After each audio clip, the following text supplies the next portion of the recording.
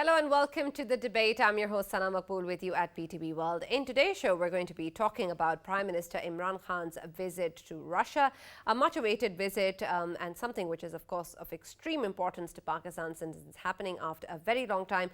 The last time such a visit happened was back in 2011, and now this visit is happening with Prime Minister Imran Khan and a high-level delegation who's accompanying the Prime Minister. He is expected to reach Moscow shortly, and we'll update you as soon as he does. But with reference to what is being discussed in this visit is of utmost importance. Of course, there is the energy cooperation between Russia and Pakistan that is vital to Pakistan and its bilateral relations with Russia. But more than that, we also are focusing on issues such as Islamophobia and the evolving situation in Afghanistan, which is, of course, something that is of great significance considering what is going on in the country since the Taliban regime took control and the humanitarian crisis that currently exists there. How can Pakistan and Russia collaborate on that front? We also know that in the past there have been anti-terrorist drills jointly conducted by both the countries. Whether or not we can see any more collaboration coming towards the terrorist threats that also exist from the current scenario in Afghanistan is what remains to be seen and will be explored in the show today as well. We'll also take a look at what can be the best possible outcomes of Prime Minister Imran Khan's visit to Russia and the different areas that can be discussed. Also with regards to the gas pipeline project, which is of course of utmost importance to Pakistan's energy sector, and we are going to be exploring that in further detail considering the evolving situation regarding the Ukrainian crisis and what is going on in the world and whether or not it's going to have any impact on the way Pakistan and Russia's relationships go forward or the economic collaboration that both countries are looking forward, because of course previously we've also seen that sanctions have affected delays for the gas pipeline projects and also puts sanctions on companies such as Gazprom and puts a limit on the amount that they can export. With reference to all of these areas, of course, in the studios, I have with me Raja Faisal and Farrukh Pitafi, as usual. Thank you for joining me. And online, we've also been joined by two very senior guests. We've been joined by Daria Platonova, who's a political analyst from Russia. Thank you, Daria, for joining us. And we've also been joined by Mr. Javed Hussain, who's a former ambassador. Thank you, Mr. Javed, for being with us in the debate. I'll start with you, Mr. Javed. When we see that this, of course, is a visit coming in from Pakistan's side after such a long time, and the way that Russia and Pakistan's relationship has evolved over time, we've seen that this relationship warming is of extreme importance to Pakistan now. How do you see the historic evolution of the relationship between Russia and Pakistan, considering the long gap that has existed in the past in terms of our visits and bilateral engagement with the country, and now in the evolving situation after the Taliban regime has taken control in Afghanistan and closer ties with China as well? Well, Pakistan's relations with Russia have had their ups and downs. But over the past 2 decades or more than that, there has been steady improvement in Pakistan-Russia relations. And different governments from Pakistan have played a very positive and important role in strengthening this relationship. And I am glad to note that there has been a positive response also from the Russian side. As a result, this relationship has steadily gained strength, both bilaterally and in terms of developing close understanding on important regional and international issues. So there has been a steady improvement in this relationship. There have been high-level visits from Pakistani side. I think the last visit by a Pakistani Prime Minister was in 1999. There was also a visit by President of Pakistan, I think, in 2011, and now the current visit by Pakistan Prime Minister Imran Khan. So, and there have been also similarly high-level visits from the Russian side to Islamabad, and these high-level exchanges have added strength to this relationship. In between, of course, we have noticed that in 2017, Pakistan was admitted as a full member of Shanghai Cooperation Organization, which is a very, very important regional organization aimed at developing mutual understanding on important security issues, on important political issues, especially in countering terrorism and extremism and bringing the member countries together in dealing with regional and international issues. So there has been a positive Right. trend in this relationship. Absolutely. Let me just also go to Daria first. Daria, with reference to how Russia sees Pakistan now in the emerging situation in terms of how the situation is evolving, with specific reference to the current situation in Afghanistan, and then perhaps in terms of a trilateral, possibly trilateral cooperation with China as well, and the way Russia wants to move forward within this region, engaging with different countries. How significant is this trip for Russia, and how does Russia see and wants this relationship to take its course? Well, it's very historic visit. That's exactly what my colleague has said about that. That is the first visit in 23 years, and it's not only the first for the Prime Minister of the Pakistan, but it's also the first visit of the first person of Pakistan to President Vladimir Putin. Because prior to that, former Prime Minister Nawaz Sharif visited Moscow in 1999, and now what is important is that the geopolitical platform, geopolitical card has changed from the unipolarity to the multipolarity, and now the thing is that Russia and China and Pakistan are becoming the members of this new multipolar world, which are against the globalism. And Pakistan is now in the process of redefining its position on the regional and global scale. So formally, Pakistan was rather on the side of the West and the US and the Great Britain, but with the growing of China, of Russia as independent poles, and in the presence of the more and more Islamophobic foreign policy of United States, Pakistan is more drifting to the multipolarity. So Islamabad exactly has excellent relations with Beijing, and now it's time to the establishment of the strategic alliance with Russia. What was actually the enemy, who was actually the enemy during the Soviet times and during the time of the Soviet invasion to Afghanistan. As my colleague also noted, that two key steps in the rapprochement between Russia and Pakistan in recent years have been the signing of the bilateral defense cooperation agreement in 2014 and Pakistan inclusion into the Shanghai Cooperation Organization with Russian support in 2017. So, and throughout this last year, the rapprochement between Pakistan and Russia Federation was very active. So this is a very positive signal, and this is a collaboration in the multipolar world. Right, right. Farrukh, let me come to you. We've seen that there's a Moscow-based political journalist who's spoken about how, Andriy Kurbiko, who spoke about how this relationship and this visit is important, but he also talked about how, for Pakistan, the future outlook seems to be tilted more towards Russia and China than the US. Would you agree with that statement? Right, that is quite interesting. We have a Russian guest, our Prime Minister is a guest in Russia. So I'm not going to say that I'm not forcefully, going to disagree with that statement. But what I'm going to say as a counter is that it is in every nation's interest to improve relationship with every country. Pakistan and Russia seem to be natural allies. The way we have been growing after Cold War, I think both were left in the lurch. So at this moment, I think there are commonalities, and that's why I'm going to, later on, after you have gone to Faisal, I'm going to go to the Ambassador Sahab, and I'm going to ask him also about the potential of synergies between the two countries.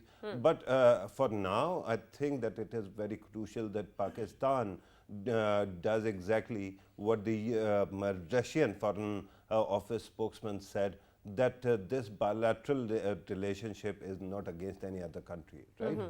So we have great potential. We are going to explore that, but why lose any relationship at all?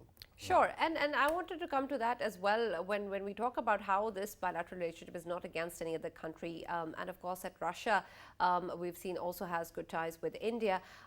Do we see, Faisal, when we talk about this relationship building forward, that it is not at the expense of Russia-India ties, and that it would not impact Russia and Pakistan's relationship as well going on in the future?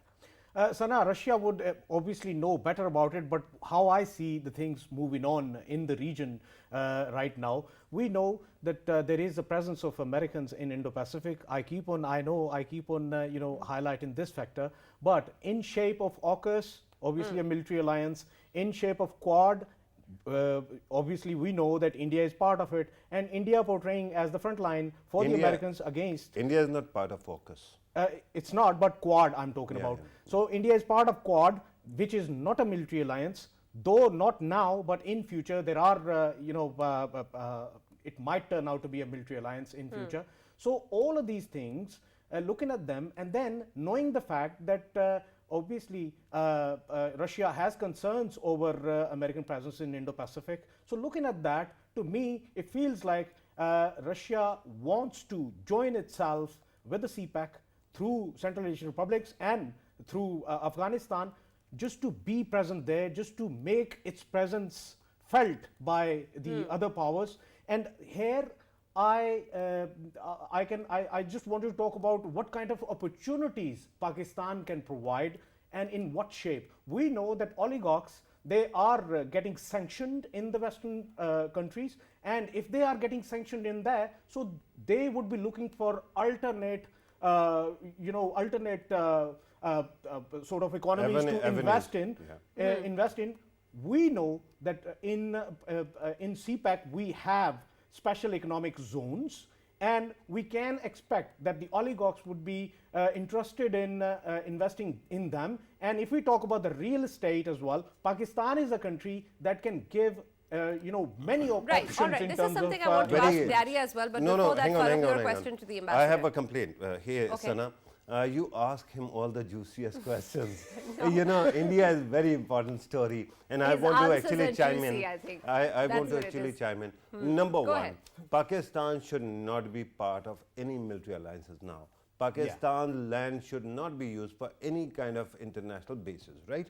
And that is important because my brother here keeps on talking about providing access to a country to hot waters or something like that. Economic access.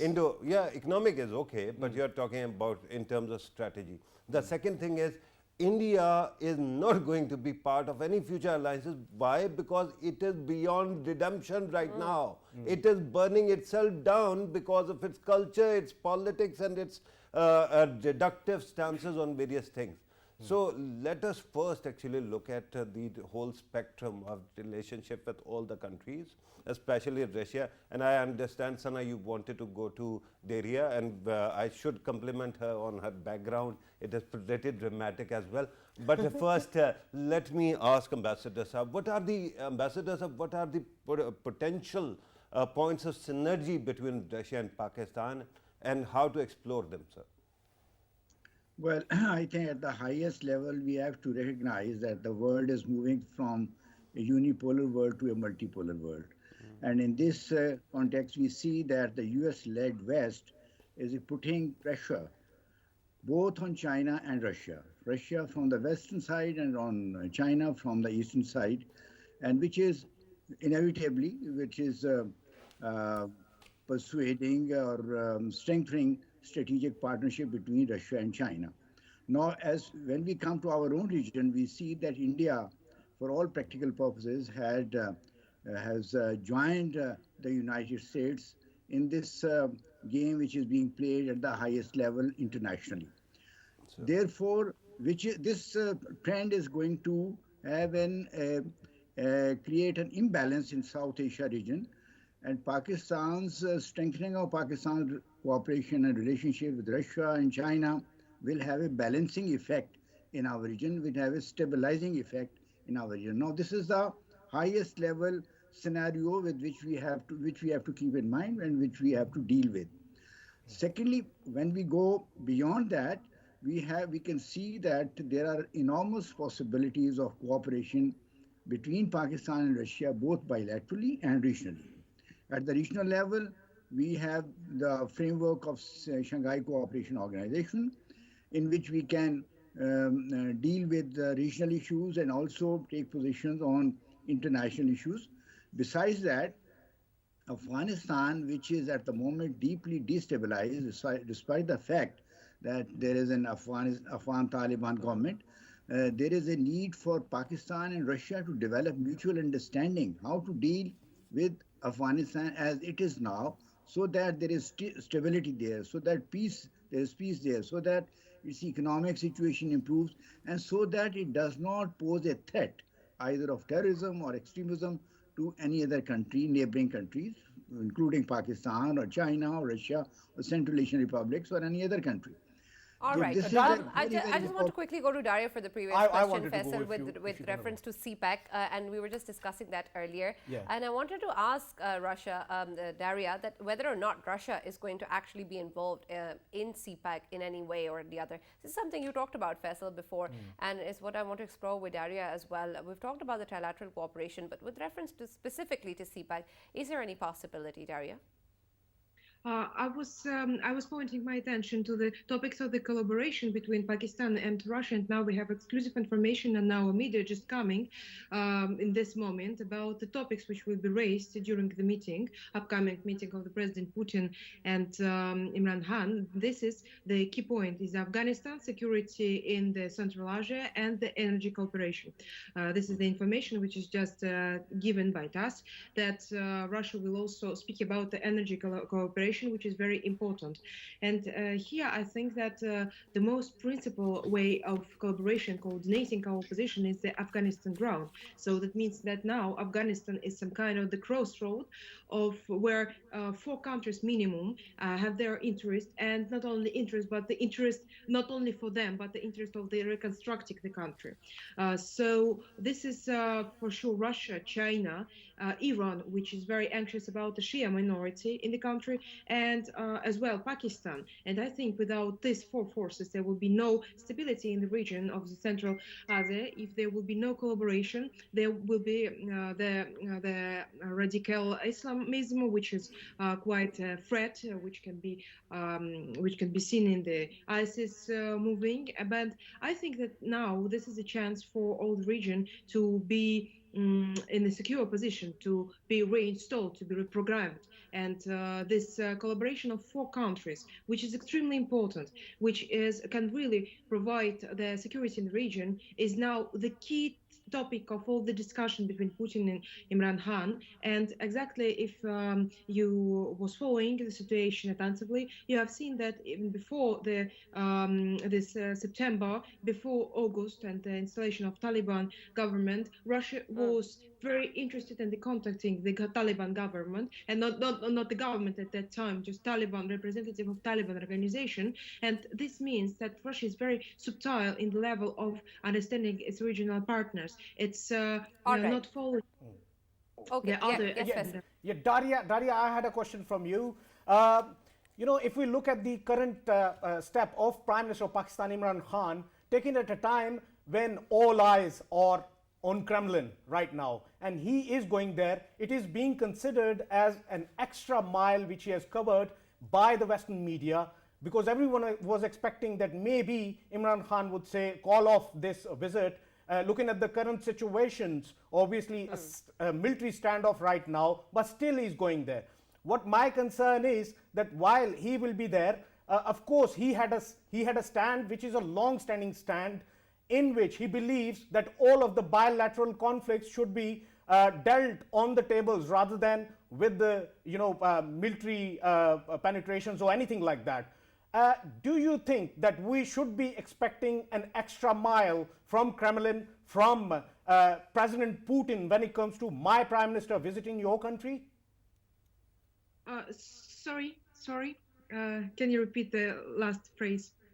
Yeah, I was just concerned about, should we be Pakistanis, obviously being Pakistanis, we are expecting that if my Prime Minister is going an extra mile right at this time, looking at the current situations, should we expecting from Kremlin and President Putin to do the same, going extra mile for Pakistan as well? Yeah, sure, of course. That is the logic of bilateral relations. So that's sure that it will be in the synchronous way. All right, Right, that's good to know. Yes, right, Farrukh. Ambassador Saab, earlier you spoke about multipolarity, that the world is gradually shifting from unipolar to multipolar. From that, I actually understand that you meant tripolar, because the world is not going to be bipolar now, right?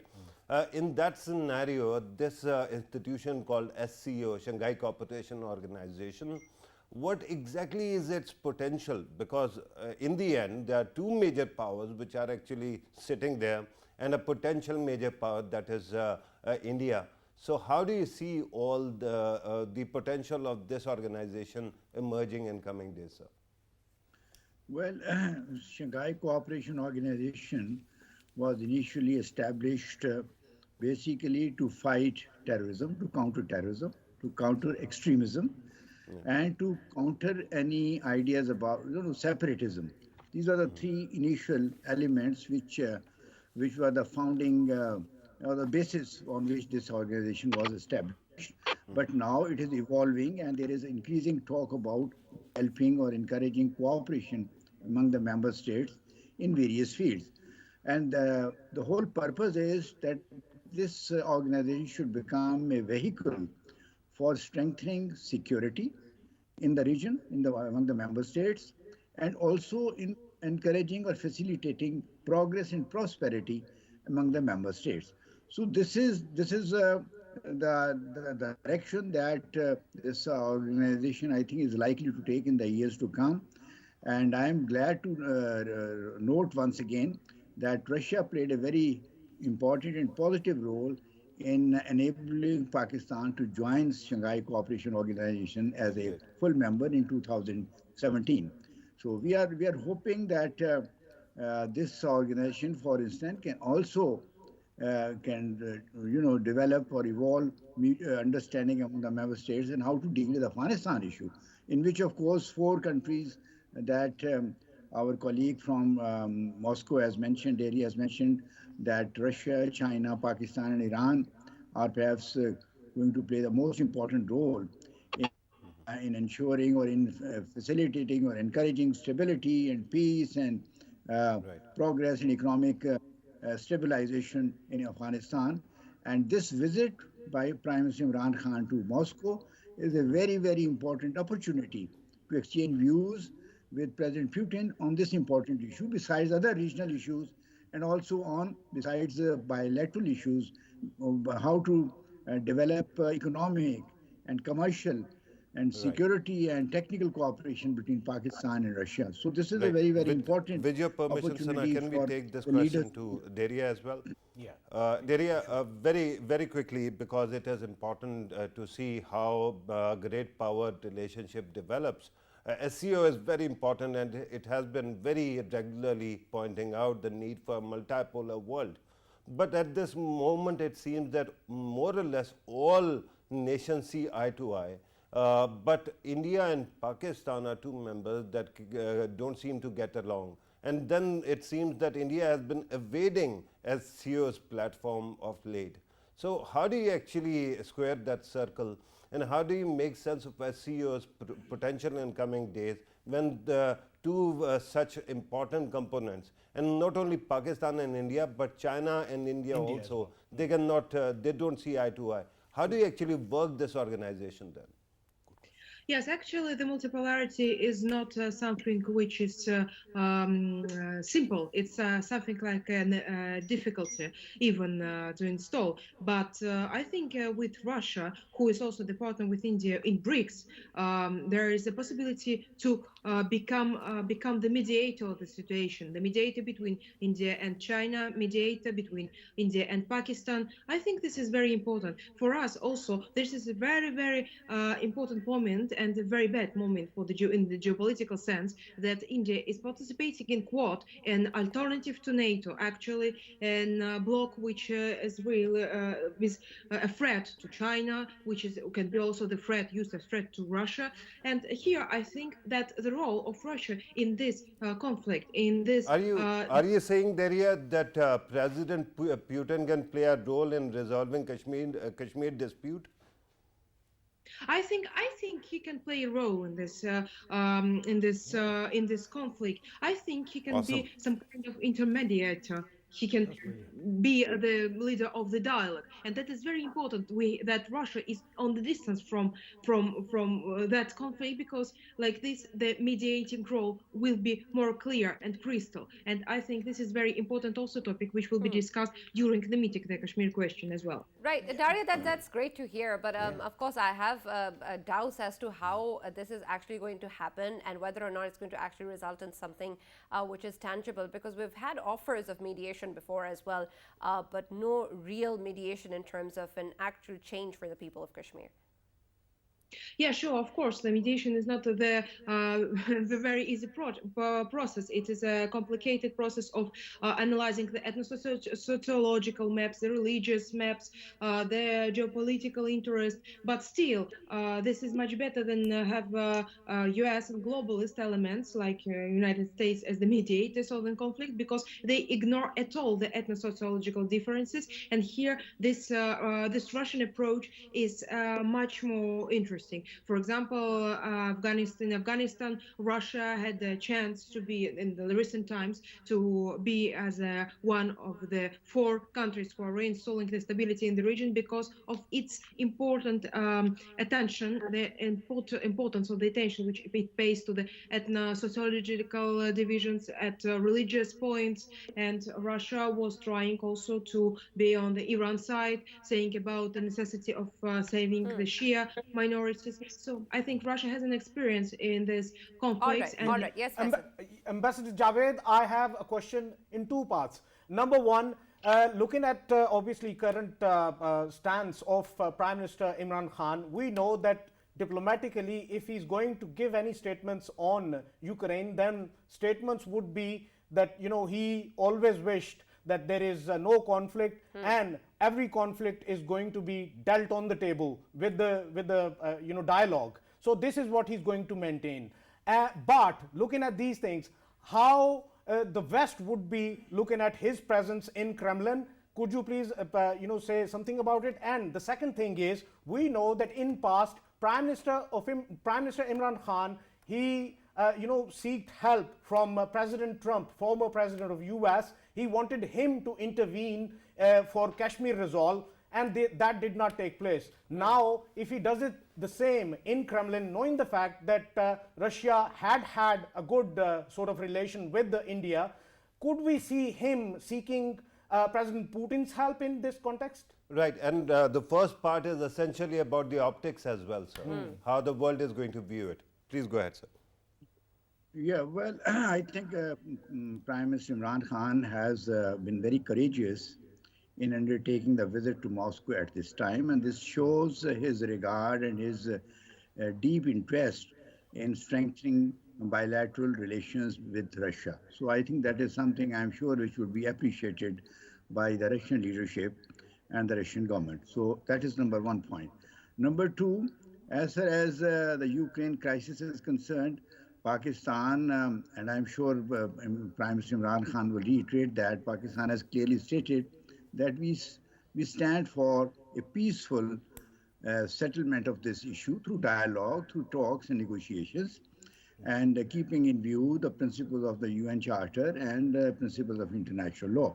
But I don't think Pakistan has any further locus standi or has a possibility of doing anything further or more than this, besides expressing our best wishes for a peaceful resolution of this difficult issue.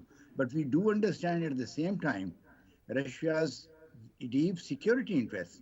We understand that it is important for Russia to have a peaceful neighborhood in which does not pose a threat to its security. So I think all these things need to be balanced in dealing with this issue, and we hope that when talks take place between Russia on the one side and Western countries, all these factors and peaceful settlement, due regard for security interests of Russia, and are taken into account in reaching some about kind Kashmir. of agreement. No, this Right. is Ambassador Javed, about Kashmir.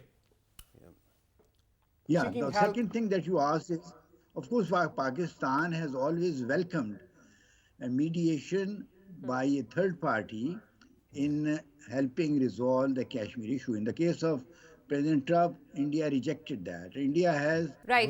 We just have to make a quick announcement and we'll come back to you, Mr. Ambassador. The Prime Minister, Imran Khan, has just landed in Moscow as we are discussing his visit to Russia. You can see images coming in from Moscow at the moment where Prime Minister's airplane is just landing.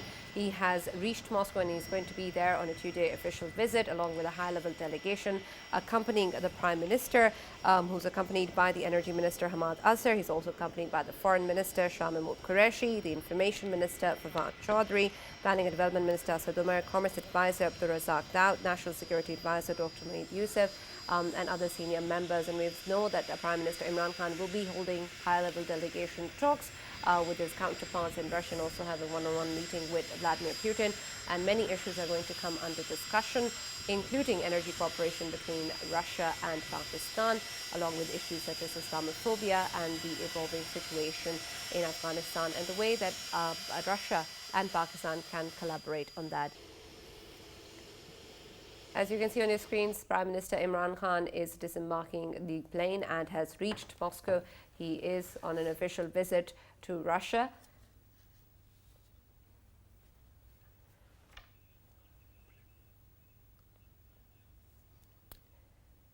These are images from earlier when we saw Prime Minister Imran Khan and his delegation leaving for Russia, and we're back live now from Moscow, where we can see a warm welcome is being accorded to Prime Minister Imran Khan and his delegation.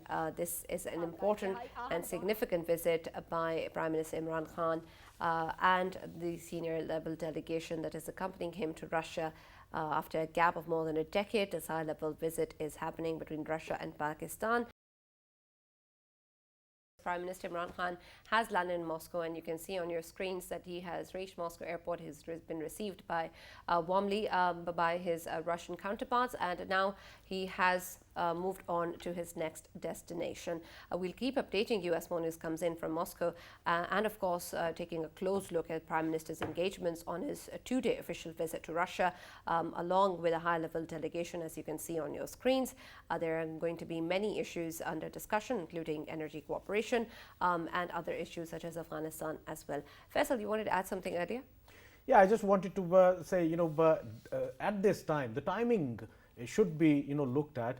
And we know that while we are talking, we know the Western media would be interestingly looking at this as well, these pictures, that Pakistan's Prime Minister at this time being in Kremlin, and they would be looking at keenly what kind of statements he makes there. And we earlier highlighted, and I want to highlight it again, that Pakistan, obviously Pakistan's Prime Minister, he has always been highlighting a factor that all of the bilateral sort of conflicts, they should be dealt, and they should be negotiated on the table with the peaceful means, rather than waging a war against each other. So I think Prime Minister of Pakistan is going to repeat the same in Kremlin, and we just need to look at how Western media looks at it.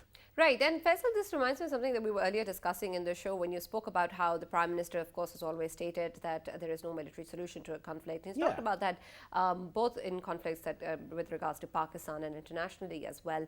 But then, of course, the way that you're talking about how this is going to be looked at in terms of Western media and how it's going to be analyzed in terms of whether or not this actually is a symbolic stance that Pakistan is taking. Which of these is going to hold more value, Farrukh, in your opinion? Right. I think that this is mainly a bilateral relationship and visit, and this should be underscored, right? Because both these countries have actually committed to work together, and this visit was the invitation came before this crisis developed, and it was accepted before this crisis came to the culmination point. The only thing Pakistan has done, and you can see that through 2 or 3 media keeps on actually talking about the negativities or possibility of the timing and the concerns, but just notice, one, the entire team went. Then you might have noticed, because I have traveled with prime ministers in the past, usually we use PIA's plane, right? This time it is Pakistan Air Force plane. So that actually shows you how much attention, importance Pakistan attaches to this visit as well. And all institutions have come together to support it. We have to still wait and see what exactly develops. Because of the overall discussion so far, my expectation have increased significantly while sitting in this program. Let's see how this develops. All right. Mr. Javed, my question to you would be now with regards to Afghanistan and the emerging threat of terrorist attacks that Pakistan has also pointed out, or in other countries have also pointed out, in terms of terrorist groups reconstituting and using Afghanistan soil against other territories. And we know this is something that has been denied and spoken about the Taliban regime previously as well. However, concerns still remain. With regards to this threat, can Russia and Pakistan collaborate in any way on this front in terms of tackling this threat and this issue? We know that joint anti-terrorist drills have been conducted in the past, but more than that, can we see anything else? Yes, definitely. As I mentioned earlier, the Prime Minister's visit to Moscow provides a golden opportunity for him and for Pakistan to exchange views on this important issue with President Putin and the Russian leadership as to how they can collaborate in dealing with the situation in Afghanistan. And that, of course, has many aspects. Terrorism is one issue, but extremism and stabilizing Afghanistan economically and financially, these are different aspects which are interrelated, but at the same time, they need to be looked at separately also. And Pakistan's in dealing with the threat of terrorism emanating from Afghanistan, Pakistan has to also deal with the bilaterally with the government in Afghanistan, but also it is important to develop a common Right, but I just want to understand the extent of the cooperation in anti-terrorist activities between Russia and Pakistan. Sorry, I didn't get you. What's the extent? What's the extent that Russia and Pakistan can collaborate with each other in terms of anti-terrorism? Well, the first of all, the important thing is that they should develop a common understanding of the nature of this issue of terrorism. That is number one. And then the next step is how to deal with that step. And in doing so, not only the regional countries have to exchange views with each other, they have to also engage the Taliban government in Afghanistan, because we do not want to start another armed conflict in Afghanistan. What we need to do is to work with the Afghan government or the Taliban government in such a way so that this issue of the threat of terrorism is minimized or eliminated. And in that, all the regional countries will have to cooperate, and we have to also carry the Taliban government with us in this effort. Daria, one quick question from you. We know that this is the top leadership visiting your country. Should we be expecting from Russia as well that there will be bilateral, obviously, visits from business community, from journalistic community, and there should be, bilateral cooperation when it comes to media houses of the both countries in coming future? Yes, I'm sure that it is only the beginning of our big coordination and collaboration in all the fronts. For sure, Pakistan is very interesting for Russian businessmen to collaborate. And as my colleague also noted, that now Russia faces the sanctions because of the declaration of independence of Lugansk and Donetsk People's Republic. And that forces, and it also corresponds to the geopolitical orientation of Russia. It forces to have the collaboration with its neighbors and neighbors, which are not only the neighbors economically, but the neighbors and the friends in the geopolitical sense. So I think there would be a huge interest, especially after the visit of the new startups and launching all the business from Russian business society, Russian businessmen with Pakistani, as well as the media collaboration, which is highly important for Russia, especially because of the situation in Afghanistan.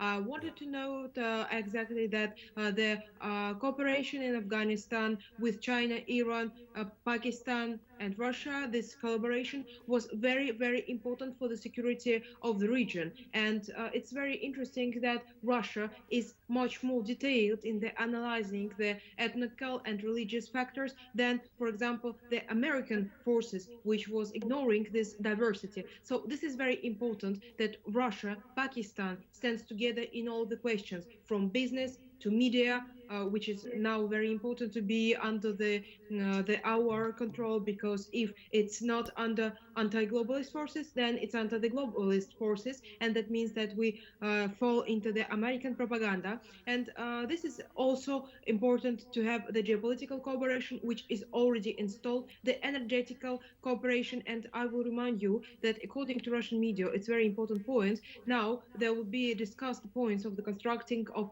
one. right. All right.